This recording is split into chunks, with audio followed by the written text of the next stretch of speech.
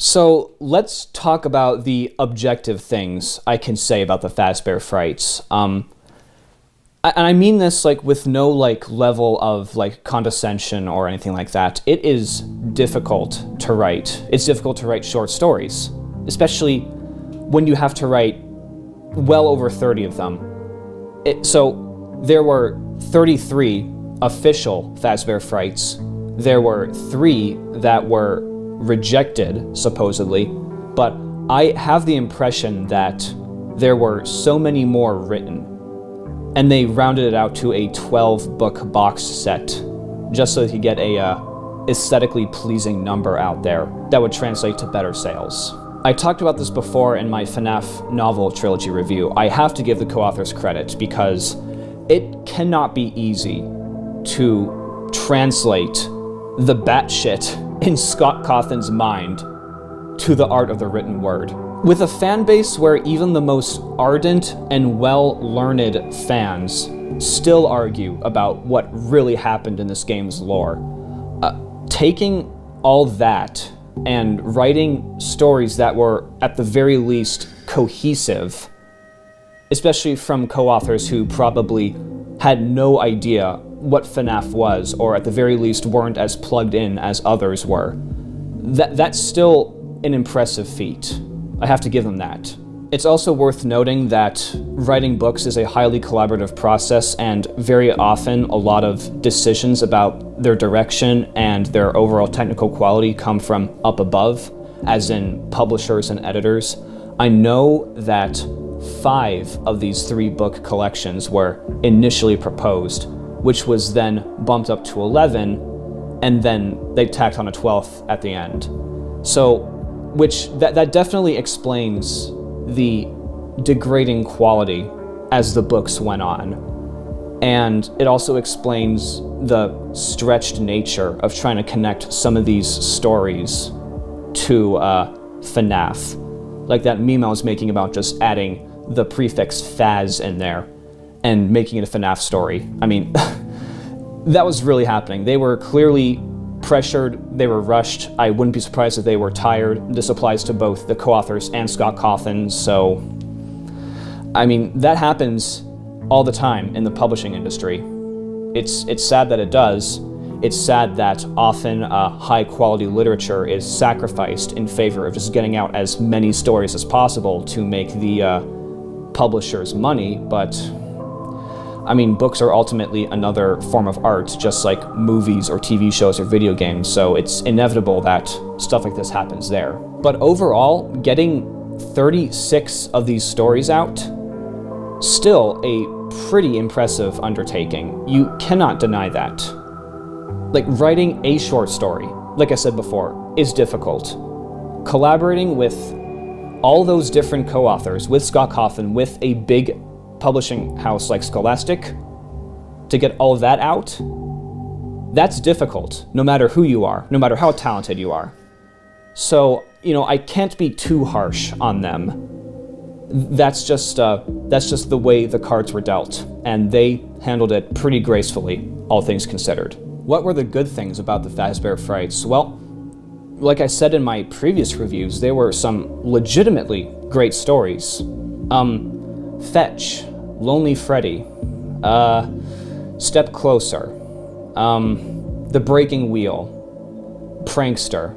There's probably one I'm missing in there, but oh yeah, The Real Jake, The Man in Room 1280. All legitimately good stories, and refreshing surprises. They truly were diamonds in the rough. More broadly speaking, I criticized the FNAF novel trilogy for not going as far as it could with its violence and gore, but Fazbear Frights overall really stepped it up. There are some really good gore and violent moments and like weird, like strange deaths in this one. Even like a terrible story like Pizza Kit or Together Forever, when they describe the brutality of the gore, it really hits hard. So that's one thing they improved on. Like, they actually reminded us that this was a horror franchise where terrible things happen to children. I mean, at the very least, that like kept my interest when reading, because I just wanted to see exactly what would happen, and how it would happen. And now the bad things.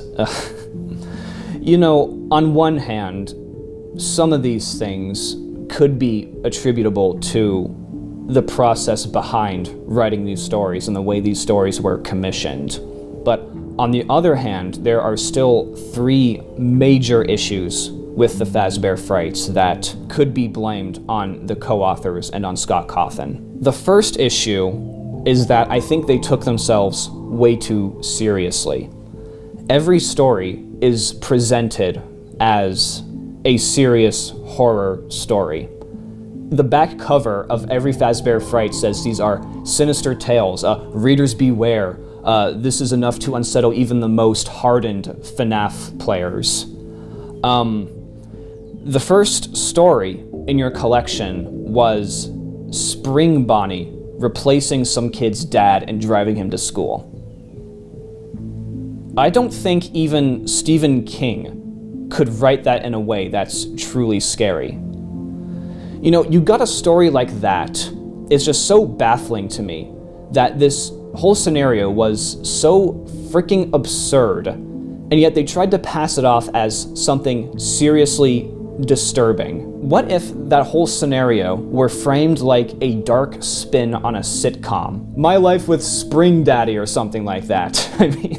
I don't think it would have been particularly scary, but at least it would have been interesting, would have caught me off guard. But no, they really try and pass it off as scary, and it was unintentionally hilarious as a result. The second issue is overall the books were just tonally inconsistent. It's so weird. I talked about how the gore was upped to 11 in this series, and with a story like In the Flesh, where a man becomes pregnant with a fetal spring trap, and he has to cut open his own stomach to rip out the baby, basically. That is some really dark, like perverted, messed up shit. But it's written, the writing style is written in a way that you don't really see in a lot of like adult horror. It's not very lush, it's not very descriptive, it doesn't really go into detail about the true depravity of things. These horrible things are happening in stories that are just so cut and dry, so get to the point, written in a manner that suggests that the audience has a low attention span or doesn't have a formative grasp on the nuances of written language and the written arts. I still don't really know the intended age level for these books. I know they were nominated for a Kids' Choice Award. I know that some of you commenters have said that you saw them in like elementary school bookshelves. But those were like assessments made by outside people. Like, if this is supposed to belong to the same kind of class as the FNAF novel trilogy, those books were specifically geared towards young adult. It's just so weird. Like, again, just the contrast between horrible, gory things and writing style that's accessible to, elementary school kids. Like, some of this stuff just isn't for kids. That In the Flesh story was not for kids. And like I said before, the gore is just like so indulgent sometimes. I've read middle grade horror before. I remember all the little kid horror I used to read when I was a child. Like, there was nothing like that. There was nothing like the levels of Fazbear Frights in those stories. It was just confusing, but the problem is that if the story doesn't justify one of those elements, if the story isn't mature enough to complement the extreme gore, if the story isn't adult enough to keep horror fans like me interested, then who's it really for? There's a problem here with audience, I think. Clearly, Scott Cawthon and potentially the co-authors know that there's a wide variety of ages who like FNAF, and writing horror to be accessible to both adults, teenagers, and kids is very difficult. What they did here is it was like they had the parts, but they didn't mesh. They were on the same plate, but they didn't speak to each other. They didn't mix. And it's like, sampling one part of the meal and then all of a sudden, out of nowhere, trying another part of the meal, and the taste just doesn't work because you've been eating part A for so long, all of a sudden, boom, spicy part B. That's the only metaphor I can think of right now. If you know a better one, let me know. The third major issue was the stories were just so repetitive and so afraid to mix things up. I jokingly diagnosed the Fazbear Frights with diseases as I was reading them. There was Blackbird syndrome and phasmaiasis. Those were the two I could think of right now. But there are just so many instances of very similar plot lines and narrative directions and story beats. And I can probably attribute this partially to the fact that, like I said, they were writing so many of these things, it was inevitable that they'd retread familiar ground. But then, of course, there were cases where the story potential was there. I think the most disappointing one for me was Friendly Face, and they just didn't go for it. Like, it had to have been deliberate. They had to have known that they were basically writing the same story for the 5th or 6th time in a row. I refuse to believe that they just willingly dove into a story like Friendly Face, thinking that this was like an entirely original and unpredictable spin on this concept. There's also practically no variation in point of view or who's narrating or how it's told. I mean, the protagonists were all diverse, but you still saw either the suppressed nerd or the complete douchebag. Those are like the two most common protagonists by a mile. The other thing too that I noticed that really disappointed me was the fact that very few of the antagonists had a unique voice.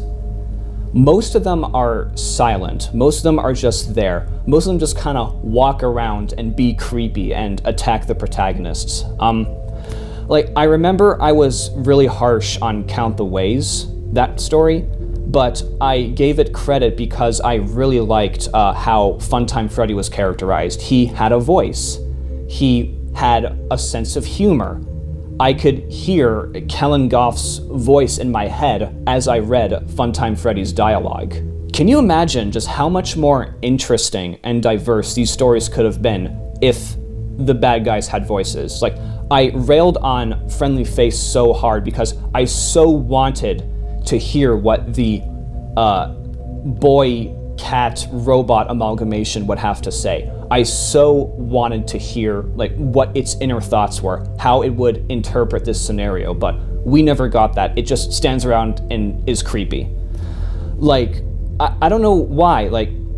That's one reason why Sister Location was so well received, because the choice to give the characters voices and distinct personalities through those voices was extremely refreshing. There's a reason why those characters specifically have such a high pedestal among the fan base, because they're interesting. You can work with them, you can think about them, you could theorize about them. As I was reading Fazbear Frights, I was reminded of a series of books that I read as a kid called The Lawn Weenies by David Lubar. Specifically, In the Land of the Lawn Weenies, that was the one on our 3rd grade classroom's bookshelf. And unlike Fazbear Frights, those books had a very specific age range in mind.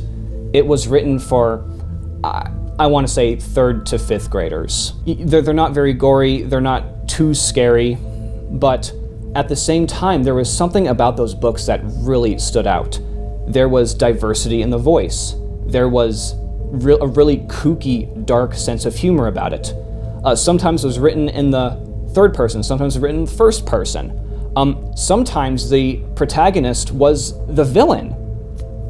That's really cool stuff, especially when you're a 3rd grader, diving into horror for the first time, and you could see right there the potential that the horror genre has. Fazbear Frights could have taken a leaf out of the Lawn Weenies book. It really could have benefited from just some diversity, a different way of telling the story, a different way to portray its antagonists, a different way to explain the story from the protagonists, and like I said before, just a sense of humor, a sense of being tongue-in-cheek.